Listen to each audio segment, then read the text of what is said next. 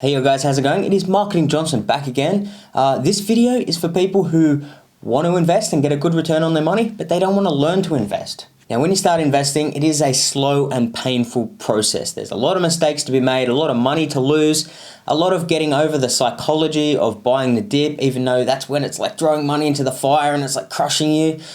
So, you got to get over that psychology. It's a long and painful process before you start seeing good returns. But there's a much safer way of doing it that requires no real knowledge at all, except just pressing a button, and you can still get some pretty damn good returns. So this video is geared towards the people that don't want their money to inflate away. They want to grow their money, but they don't want to learn fundamental analysis and all the boring stuff and keeping up with the constant news of the markets, and they just want their money to sit there and grow and them to continue on their lives and not have to worry about it. So this video is going to be very straightforward, step by step. I'm going to tell you exactly what to invest in, okay? Just letting you know, I'm not a financial advisor in any way, shape or form. This is just my personal opinion from my experiences and getting a couple of good returns this year. And if I was looking back on myself in an alternate universe and myself wasn't interested in finance or investing or anything, this is what I would just tell them to do, okay? That's going to require no effort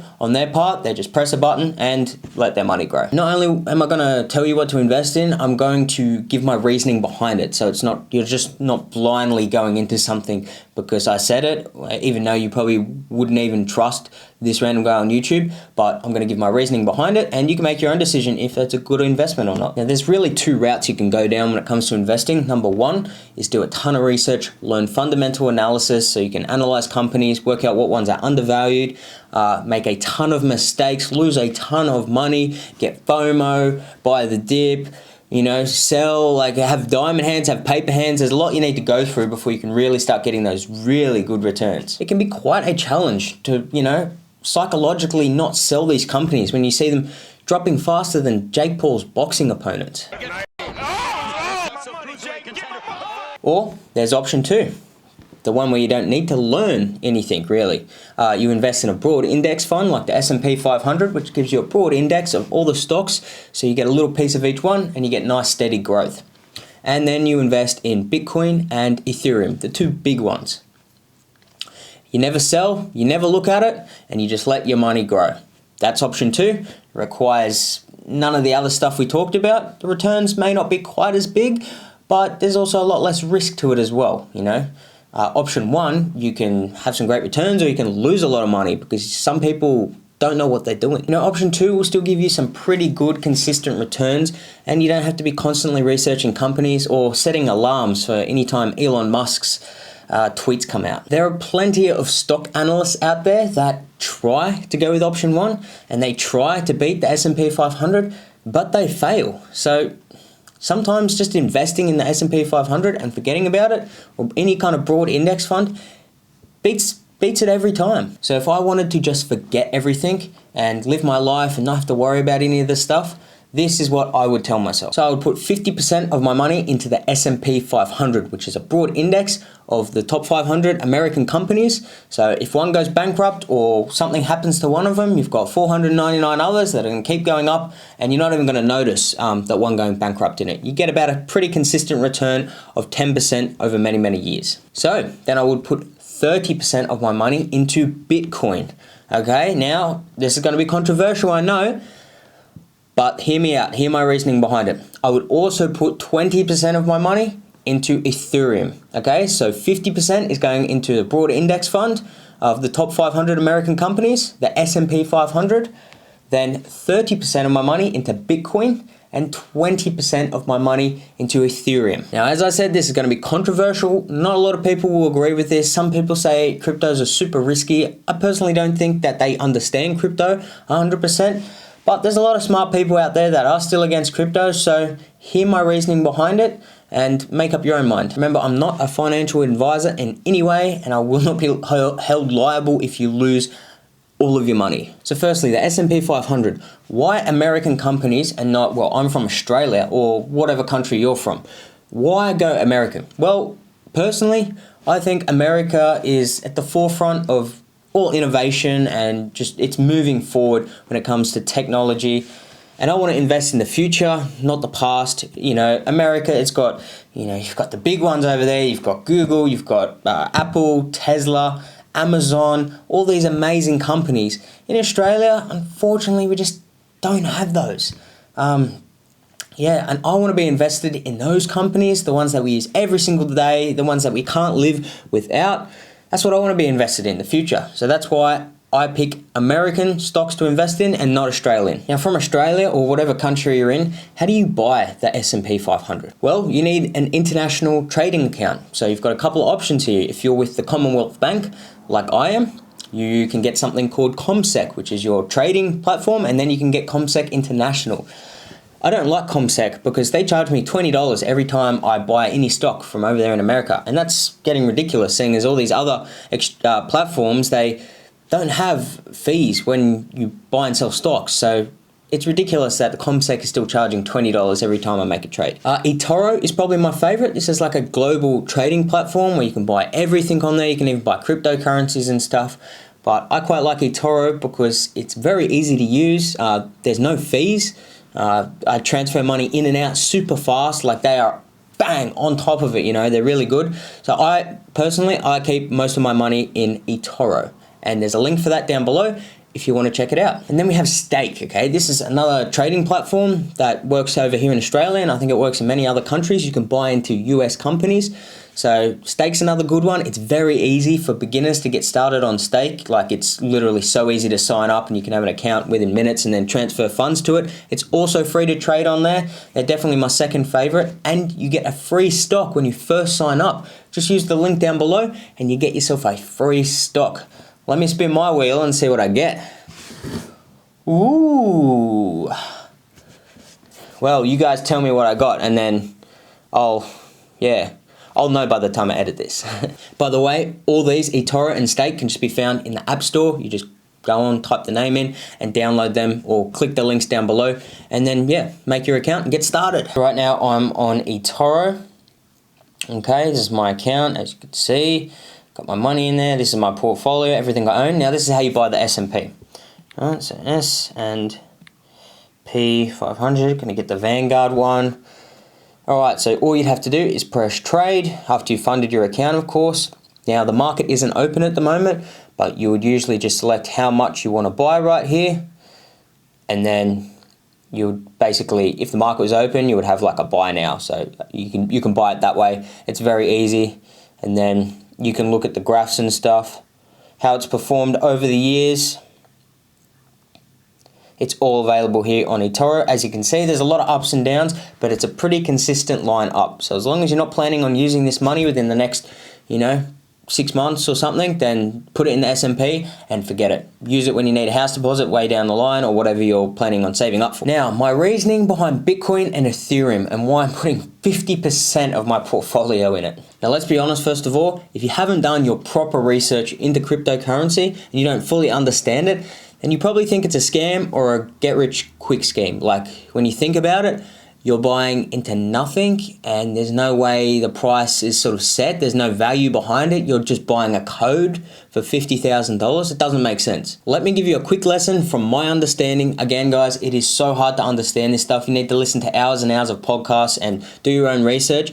But I'm going to give you my quick understanding from my perspective, how I see it, and try and make it as simple as possible. We all have assets like houses, gold, silver. These are all assets that you buy. Some are better than others. Some are there that actually produce income, like a house, you get rent from it. Some are there as just like a hedge against inflation. That's why you buy gold, because gold can't be inflated like the dollar can, and usually that means gold gradually goes up over time. Okay, so Bitcoin is the best asset out of everything we've ever seen before. Houses, gold, everything. And here's the first reason, okay?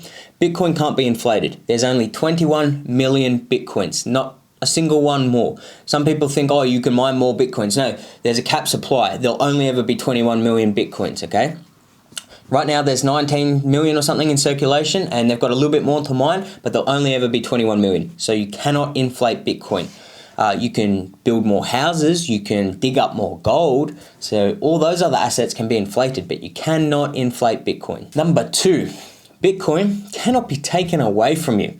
Now this is truly amazing, okay? if we got invaded, well, any country, if say Australia got invaded by another country tomorrow, they could come in here, they could take my houses, they could take gold, they could take whatever they wanted from me, okay?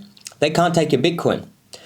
You can store your Bitcoin inside of your head. You can store it on an exchange, you can store it on a flash drive, whatever you want to do, okay? It's yours, it can't be taken from you, okay? You can store $1 billion worth of Bitcoin as easily as you can store $1 worth of Bitcoin. You can store it in your head. So unless someone actually knew that you had all that Bitcoin stored in your head and they tortured you to get like the codes and the questions out that would get that Bitcoin back on the system, then they cannot get that Bitcoin from you, okay?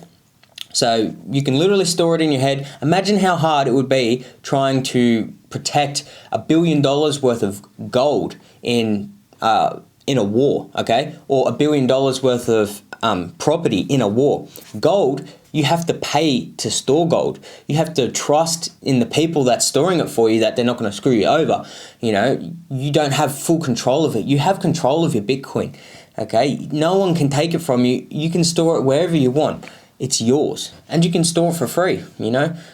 Gold, silver, you have to pay for storage on those, you know. Property, you have to pay land taxes, all these things, okay. Bitcoin, you can just store it for free and you can hold that value. It can't be inflated. It's a way of preserving wealth through any disaster, okay. Bitcoin may not be available if the whole entire world shuts down and there's no power or anything, but when that power does come back on, and when the system's up and running again, you'll still be able to access your Bitcoin. Guys, number 3 is you can actually make money from your crypto. You can get paid to keep your cryptocurrency, right? You can stake your cryptocurrency. You can add it to a liquidity pool and get paid these massive interest rates on that.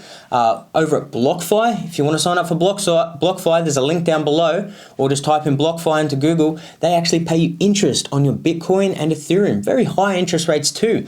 Compared to like the banks that they offer on like US dollars and Australian dollars, it's like 0.25% over in your traditional banks. On BlockFi, you're getting like 5-6%. You know, some cryptocurrencies even like 8%. So you can get interest on your crypto too. This asset just keeps getting better and better. Now guys, don't get me wrong, Ethereum is a little different to Bitcoin, okay? I don't want to sound like I'm putting them in the same pool, okay? Bitcoin is a great store of value. That's all it wants to be. It has no competition. Ethereum has some competition. Ethereum's going to be the fuel for the monetary network, I believe. You've got competition like Cardano.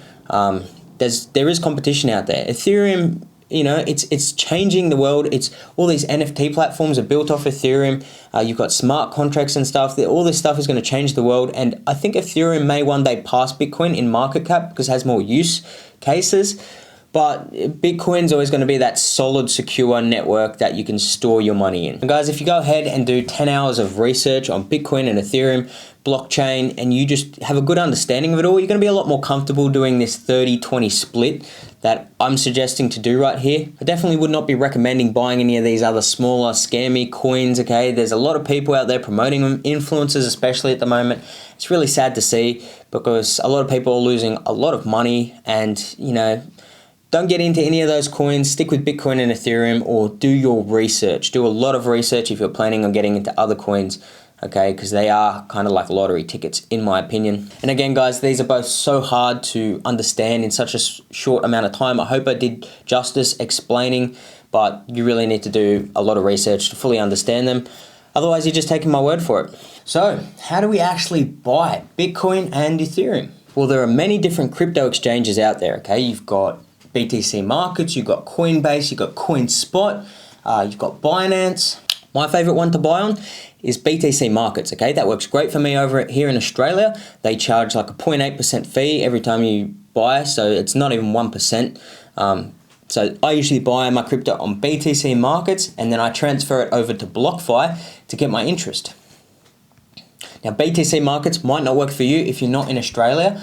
So there's other ones like Coinbase. Coinbase is like the well-known one. It works in most countries, I'm pretty sure. So you can buy on Coinbase and then you can transfer over to BlockFi to get your interest. Again, I'll put links down below to the different exchanges, okay? I'll put a link for Coinbase, and I'll even link BTC Markets if you're here in Australia, because that's the one I use. Okay, so I'm gonna quickly buy some Bitcoin here on BTC Markets. As you can see, you just need to select AUD to Bitcoin if you're here in Australia, and then you just need to put in how much Bitcoin you want. Obviously, we don't wanna buy a full Bitcoin, so it'll be 0.000, whatever you wanna buy, and then it's as simple as that. Press buy after you fund your account and you're done. Now you have Bitcoin that you can transfer over to BlockFi. After you make your BlockFi account, you will have a BlockFi wallet address for your Bitcoin, and then from your exchange that you bought Bitcoin on, you just need to send it over to your BlockFi wallet address, and then you can start getting your interest on your crypto.